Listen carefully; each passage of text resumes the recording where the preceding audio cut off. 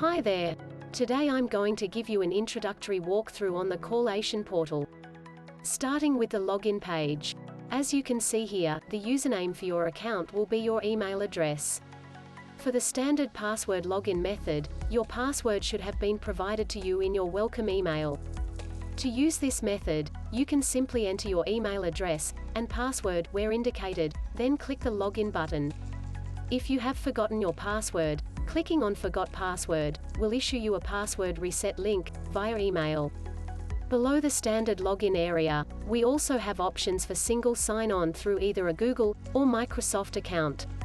These options can be enabled or disabled by organization administrators, therefore, may not be available to all users. If you are unable to log in with either of the single sign-on methods, you should first speak to your organization administrator to confirm if this is enabled for your tenancy. In this demo, I'm going to use the standard login by entering my email address and password, and then clicking the login button. When logging into the platform for the first time, you will be presented with the dashboards page, showing one of our default dashboard templates, which will look similar to this. The dashboards have a lot of configuration options, which are covered in depth in a separate training video. As such, I won't be covering those in detail today. Starting with basic navigation, we have the menu on the left side, which can be expanded and collapsed by clicking the menu button, as shown here. The red indicator on the menu button lets us know there is a new notification in the platform announcements area. We will cover this a little later. At the top right, you will see the configured name and email address of the logged-in user. If we click on this, we can see some options in the drop-down menu. Selecting Edit Profile will bring forward a window where you can update your password, time zone, theme, and landing page. To update your password, simply enter a new password into both fields. If you leave these blank, no changes will be made to your current password. Time zone is used to ensure that all call information is displayed in your local time. It is also used to ensure any scheduled reports are run at the expected day and time. To change the time zone, I can click on the field, and either scroll through the list, or start typing the country or city name, to filter the list to include only matching options. We can also change the theme, which will alter the styling and colors of the interface. Currently this is set to original, which gives us the blue menu and white backgrounds currently shown. If I change this to dusk, once I click Save, you will see the interface will take on more of a gray appearance. The landing page option allows us to choose where we start out when we log into the platform. The default option is Dashboards, which is where we are now, but if we prefer to start out on the Search or Reports pages, we can update this as needed.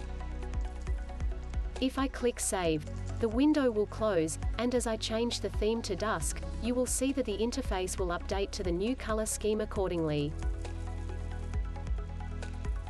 The next option in the User Account menu is MFA Settings. Within this area, I can enable or disable multi-factor authentication through Google Authenticator. With this enabled, I would then be required to enter an authentication code when logging in with a standard username and password. This MFA option is not applied when logging in via Google or Microsoft single sign-on options, as these will generally employ their own MFA methods as part of that login process. To enable, set the status option to on, and follow the on-screen instructions to complete the setup process. Once completed, the next time you log in with a standard username and password, you will also be asked to enter the authentication code from the Google Authenticator app. The last option in the User Account menu is the Logout option, which will of course log you out of the platform. Switching over to the left-hand menu now, Dashboards is currently highlighted to show that this is the current page we are on. If I click on Search, this will take me to the Call Search page. Here I can select a date and time window, and optionally enter a phone number, or part of a number, to find any matching calls through that period. As an example, if I enter 0418, it will show me any calls containing 0418 in the number, be it an inbound or an outbound call. When I click Search, a table is presented with any matching calls listed. In the table, I can see the date and time of each call, their duration, the answer status, and also the numbers of the original calling and called parties. If I click the View option on the right, I can see more granular information around the call, including any transfers that the call might have experienced. This option is quite handy for looking at a customer's journey through the system, especially in a customer complaint situation, as you will be able to see who they may have spoken to, how long they waited to be answered, and where their call was directed. Above the table, there is an export option, which will export the matching calls from the table into a CSV, PDF, or Excel file. It is important to note that when exporting the call search information, the export will only include the data from the main table, and not the granular information available for each call, as shown in the View window. At the top of the page, there are also some advanced options that can further filter the search data, such as only showing answered or unanswered calls, and excluding internal calls from the search. Back over in the left menu, I'm now going to click on Reports, to move into the reporting interface. The report types are broken up into different categories, based on the subject of the report. Extension reports focus on the extensions themselves. For example, how many calls a particular handset, or group of handsets, have made or received. Group reports focus on things like ring groups, hunt groups, and queues, to show information, such as the number of calls offered, answered, and abandoned within a group or queue. Resource reports look at system-wide metrics. For example, how many calls the system has made or received overall, or how many lines have been in use at any one time. Accounting reports look at outbound calls, and their associated costings. Within the configuration area, we can input costing rates, that are then used to calculate call costs. These can then be used to do some cost-based reporting, against extensions, departments, or across an entire system. Some organizations may also have an additional category, called custom reports. This contains reports that were specifically built for your organization. If an organization has a reporting requirement that none of the standard reports meet, we have the ability to build tailored reports to fit your use case. These are quoted on a price-on-application basis, so please feel free to reach out, should your organization have a requirement for such a report. On the left side, we also have a favorite reports category. By default, we include 3 of the most commonly run reports here, one from each of the first 3 categories. To add anything to favorites, simply click on the star beside that report. The star will become solid, to show it is now included in your favorite reports. To remove anything from favorites, just click the star beside that report again, and it will be removed from the list. Any reports you select will be laid out in a similar way. At the top, we will have the reporting options. This section allows you to specify the reporting window, as well as configure any of the main filters and options available for that report. Any of the drop-down selections are searchable, so if I click on one of the filters, I can either scroll through the list, or start typing to filter the options, and then select the one I am interested in. Filters can be added or edited in the configuration area, by anyone with the appropriate admin access. These are used to create logical groupings of extensions, or group numbers, that you might want to report on together. Configuration of these is covered in the admin training video. Most reports will include a drop-down arrow at the far right of the reporting options section. This provides access to additional filters that are available, but are normally less commonly used for that report. Depending on the report, both the main and additional selection options will differ. One handy item in the additional filters area for many reports is the Restrict Times option. If I was to select a report start of 11 a.m. last Monday and an end at 1 p.m. last Friday, the default behavior would be to report on any call from the start date and time all the way through to the end date and time. This would mean that a call at 4 p.m. Wednesday would be included in that window.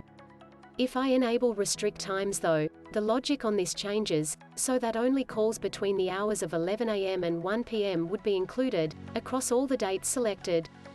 This is quite useful, if you want to look at how calls are being handled over several days, but only in a specific time window, such as over a lunch period.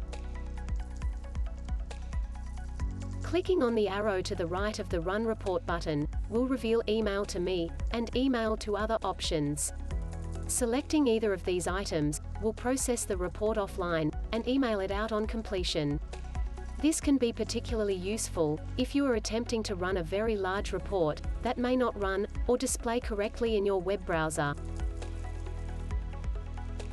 When I click Run Report, I will be presented with the report data below, which will be based on the report type and any filter or options selected.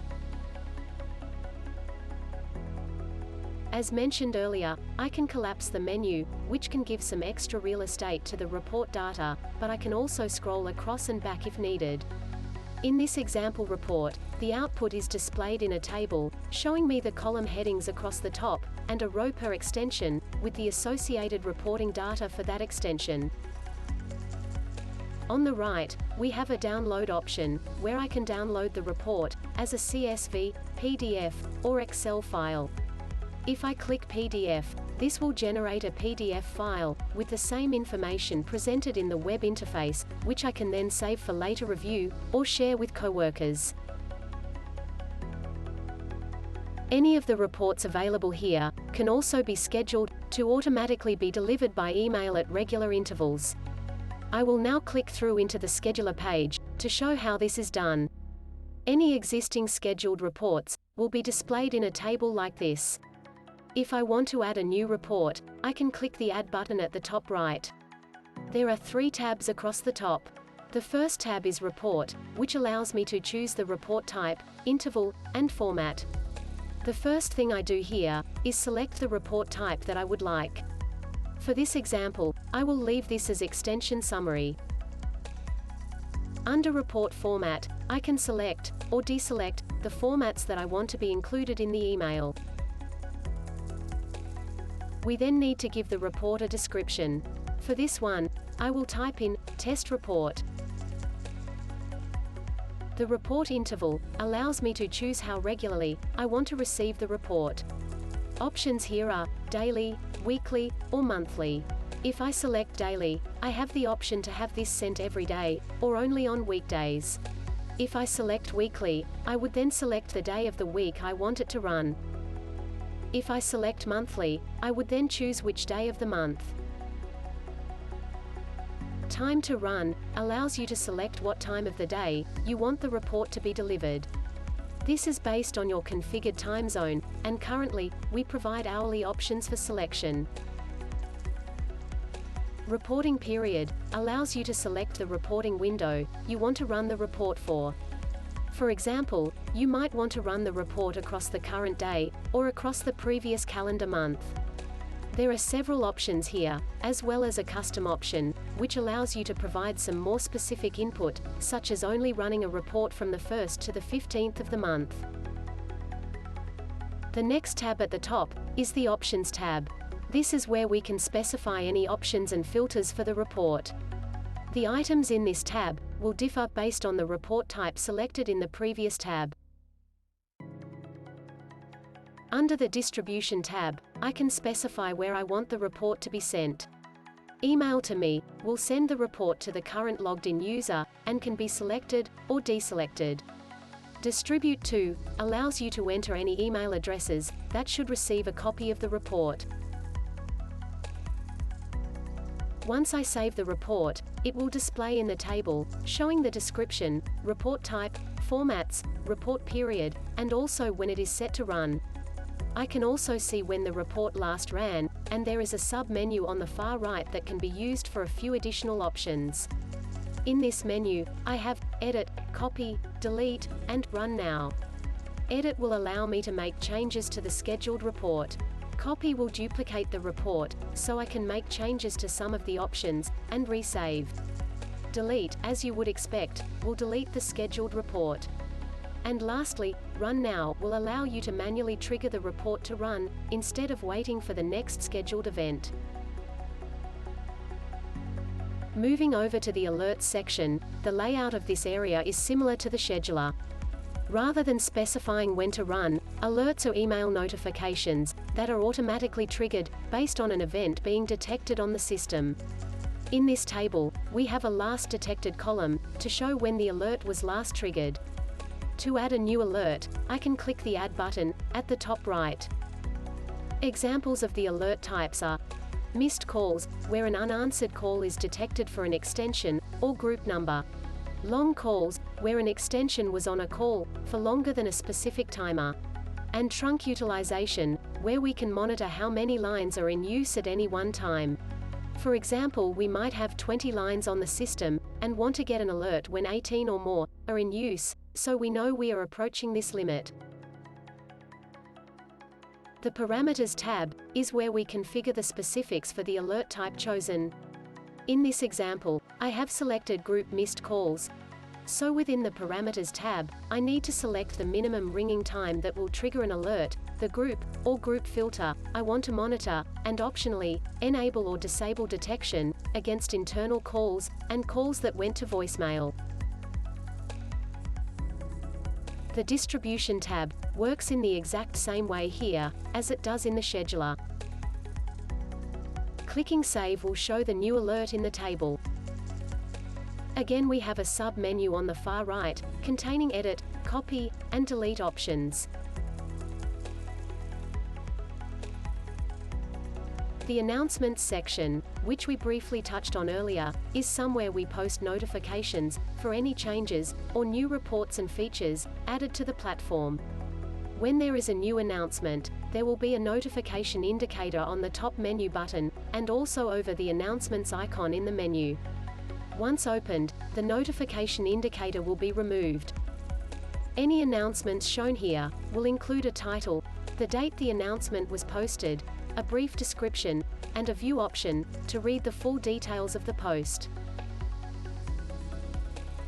This brings us to the last item in the left menu, which is the Help and Support Center. Clicking this will open up a new tab to our knowledge base, which covers various aspects of the system, some of which have already been covered in this or other videos.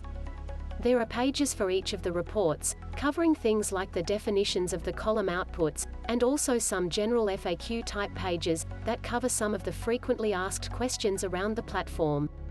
You can also raise tickets here, should you need to contact us for any questions or issues that may arise. Hopefully you have found this introduction to the platform insightful. Thanks for your time, and please feel free to check out our other training videos.